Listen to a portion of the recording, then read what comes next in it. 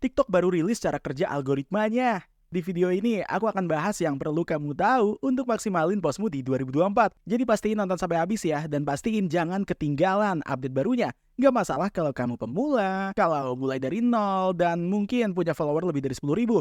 Update ini mempengaruhi semua orang yang bikin konten di platformnya. Dan seperti yang ku bilang, ayo kita mulai. Jadi kalau kalian belum lihat pergeseran di platform TikTok itu mendorong video yang lebih panjang, lebih dari 1 menit. Aku pikir orang-orang takut rugi ngerusak FYP mereka karena TikTok ngasih tahu. Mereka bilang video panjang direkomendasikan sama kayak video lainnya di TikTok. Dan bisa nambah engagement tentunya dan minat audiens. Tapi aku mikir, apa yang nonton video panjang benar-benar tertarik? Video panjang tuh memungkinkan storytelling yang bagus sebenarnya. Jadi mereka ingin kreator habisin banyak waktu buat bikin video berkualitas lebih tinggi.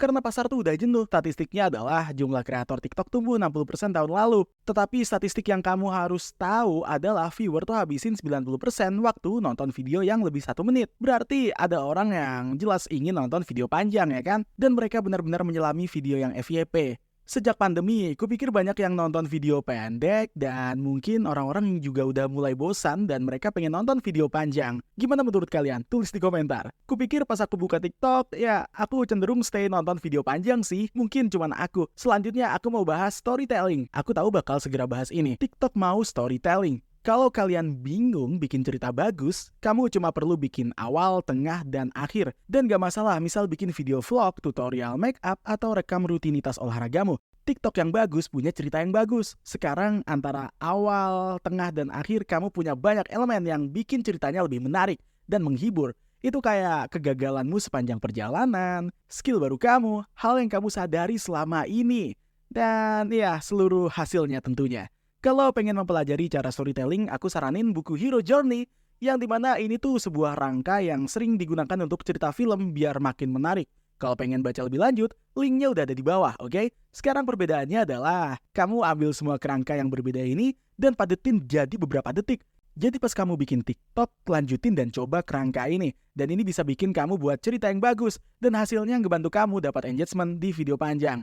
Sekarang, TikTok ingin kamu tambahin suaramu. Ya, aku jarang lakuin buat TikTokku sih, karena nggak cocok sama needsku. Tapi kalau cocok di videomu, kamu harus lakuin hal ini.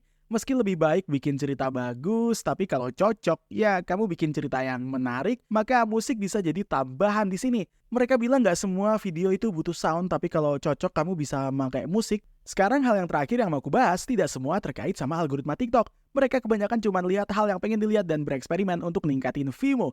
Jadi bonus nomor 1, kalau pengen eksperimen, taruh teks di awal videomu. Jadi dengan teks kamu ngasih tahu ke viewer fokus videonya seperti apa, dan harus jelas serta ringkas teksnya. Jadi pas orang tuh scroll videomu, mereka segera mutusin buat scroll apa enggak, atau mereka nonton videonya. Kreator yang sering lakuin ini tuh adalah Matt Rife, jadi bisa dibilang salah satu komedian besar sih di platform. Sekarang semua videonya itu punya teks besar kayak gini, yang ngasih penjelasan videonya. Dan dia taruh beberapa detik pas videonya mulai.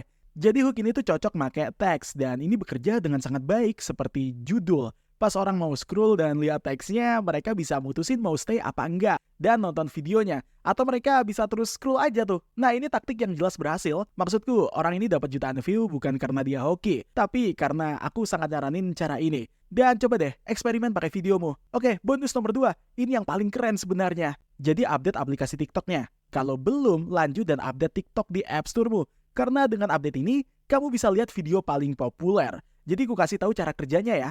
Kita misal lihat di TikTok sekarang, ini habis diupdate, kalian bisa klik tombol ini, dan kita bisa lihat ini ada opsi tuh, milih terbaru atau yang paling populer. Sekarang kayak yang kamu lihat muncul di video paling populer di TikTok ini. Dan ya, kalian bisa lakuin ini ke akun manapun sebenarnya. Ya, karena udah banyak, kamu bisa coba lihat kreator lain dan pakai post mereka yang paling populer buat inspirasi.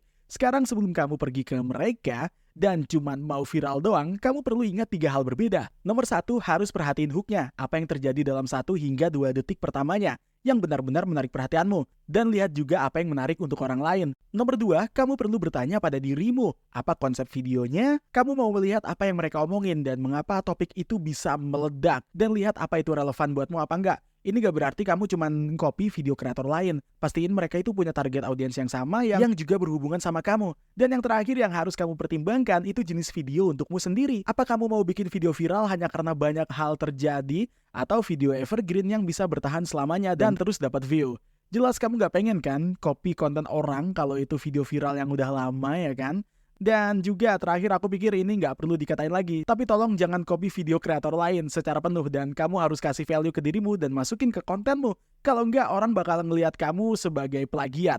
Selama kamu otentik, kamu buat dirimu punya value sendiri, maka TikTokmu bakal tumbuh. Jadi ya, itu yang perlu kamu tahu tentang algoritma TikTok yang baru. Dengan 2 tips bonus, semoga bisa bantu kalian bertumbuh. Kuharap kalian menikmati video ini dan dapat manfaat. Kalau ya, pastikan untuk like, subscribe untuk video lainnya. Seperti yang kami bilang, di channel ini kami bikin panduan simple untuk membantu pebisnis baru dan juga konten kreator yang baru tumbuh di media sosial. Ya, itu untuk hari ini. Terima kasih sudah nonton. Sampai jumpa di video lain.